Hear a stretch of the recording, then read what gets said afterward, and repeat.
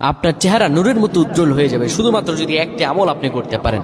অজু করার সময় পানি যখন আপনার চেহারায় দিবেন, আপনার চেহারায় পানি দেওয়ার সময় শুধুমাত্র একটি দোয়া আপনি পড়বেন, আপনার চেহারা থেকে মেস্তা, ব্রণ এবং চেহারার বিভিন্ন রকম কালো দূর হয়ে যাবে এবং চেহারায় সৌন্দর্য এবং লাবণ্য ফুটে উঠবে এবং চেহারায় যেন নূর চলে আসবে ইনশাআল্লাহ। অনেকে দেখা যায় সুন্দর কিন্তু দেখতে ভালো লাগে না, কিন্তু অনেকে কালো কিন্তু তারা দেখতেও ভালো লাগে। এটি হচ্ছে আল্লাহ তাআলার পক্ষ থেকে একটি রহম। চেহারা সৌন্দর্য বৃদ্ধি পাওয়া আল্লাহ তাআলা দোয়া কবুল করার মাধ্যম, চেহারা সৌন্দর্য বৃদ্ধি পাওয়া গুনাহ মাফ হয়েছে এটার মাধ্যম। প্রিয় ভাইরা আমার, এটা অত্যন্ত গুরুত্বপূর্ণ আমল, সকলেই করবেন। যখন আপনি অজু করবেন, অজু করার সময় পানিটা যখন চেহারায় দিবেন, ওই পানির মধ্যে 3 বার পরে ফু দিবেন।